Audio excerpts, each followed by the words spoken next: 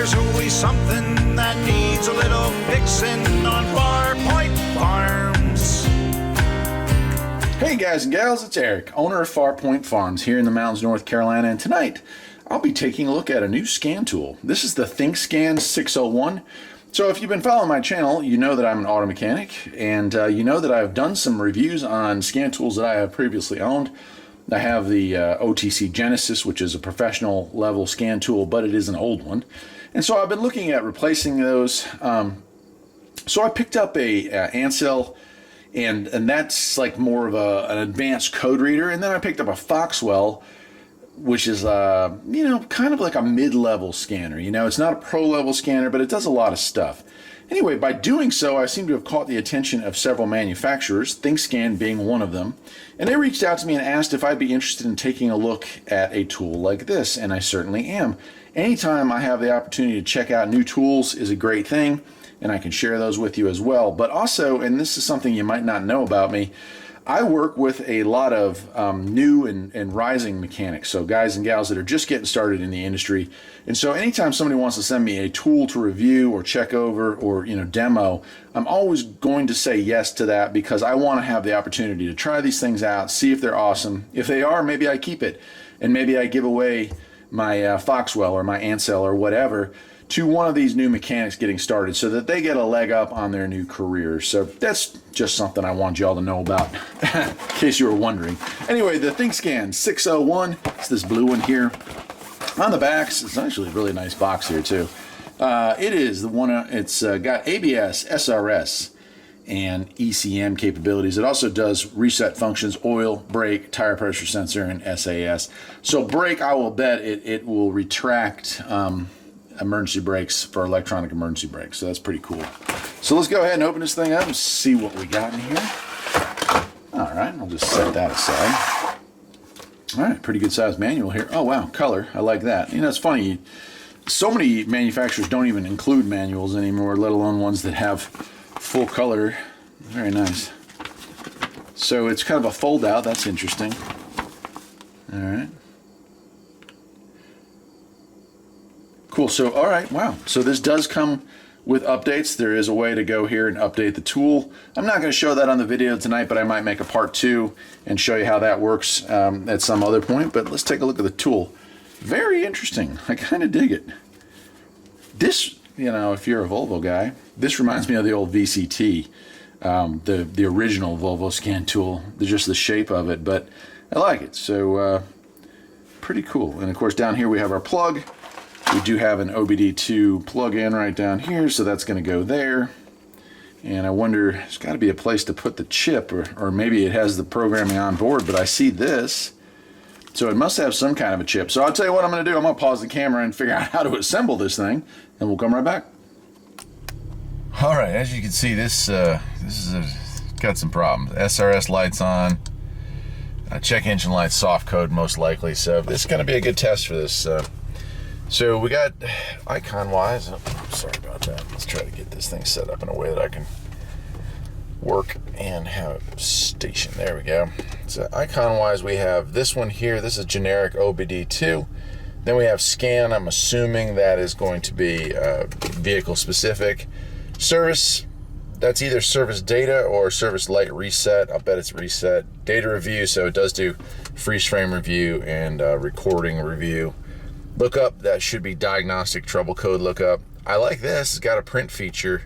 It's always nice to be able to give a customer a printout of what their car is saying. That way there's no doubt that, hey man, this guy might be lying to me, right? Help menu and setup. So actually, let's start with setup. And also down here, and it's really, I bet you can't see it, but it lights up, but it does have no DC, pending DC, and permanent DC. Those lights also light up, so it's kind of a backlit. I like that it lets you know kind of a state of, you know, what state the car's in, pretty much. All right, language, we're already in English. Unit of measure, imperial or metric, we're going with imperial. I want to have it in Fahrenheit, not Celsius. There's a beeper, I'm gonna leave that off. Record mode, let's turn that on.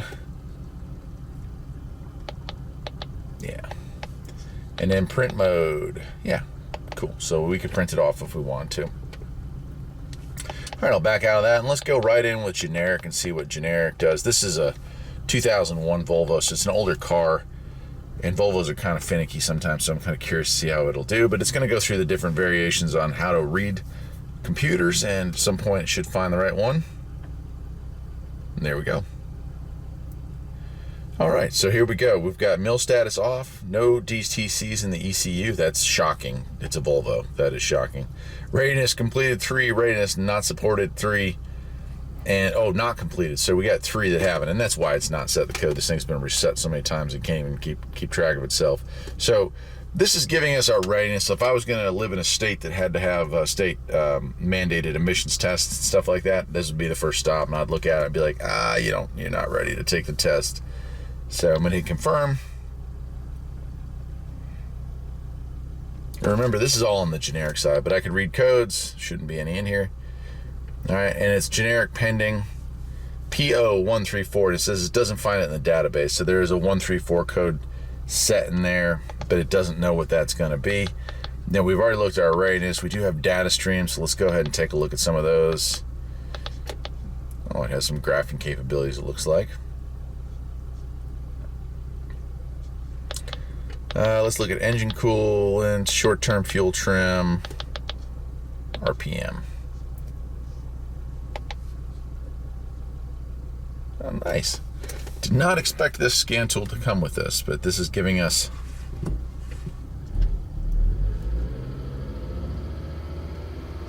some interesting data graph-wise. And over here it's giving us, it might be a little hard to read on the computer, but there, ECT temp, short-term fuel trim, RPMs are all listed there as well. So you get graphical representation and just your basic representation with. So let's back out of that. And let's just take a look at, instead of that, we'll just look at your plain PIDs. PIDs, by the way, are what we're looking at here. Each of these, everything the computer allows you to see, that is a PID. So let's go back to our 3 that we were looking at, engine RPM. Okay, and here we are. So we have it listed here. So a little different little layout. If you were going to look at it, I'd probably, if I were driving by myself, I would probably do this. If I was recording, I wouldn't mind doing a graphing, but so you can watch those climb. Pretty fast response. Not instant, but pretty quick. That's pretty good. I'd say less than maybe 1/10 of a second, which is pretty good. All right, let's back out of this. Let's get into, look at that, it even has, we could force it in. That's pretty unusual too for a tool this price point. It does, you can force an evap test if you want to, which it should fail, but that's pretty cool. All right, let me back out of this altogether, and I want to take a look at specifics. So, all right, I want to try to go into the scan function. Yeah, and I want to look up the actual car. So, you know, that we were in there on the generic side, but let's go in and see what it says about Volvos. Automatic scanning, manual scanning. This is a 2001, so I highly doubt it's going to hit the automatic scan, but we'll try it.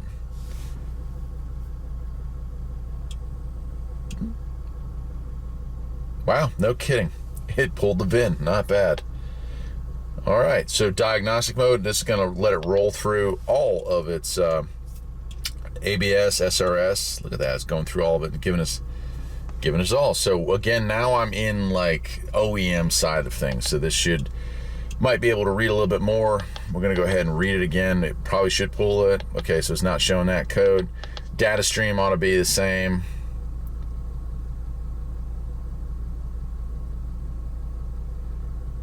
All right, so it's giving us a few extra, like AC pressure switch, accelerator pedal,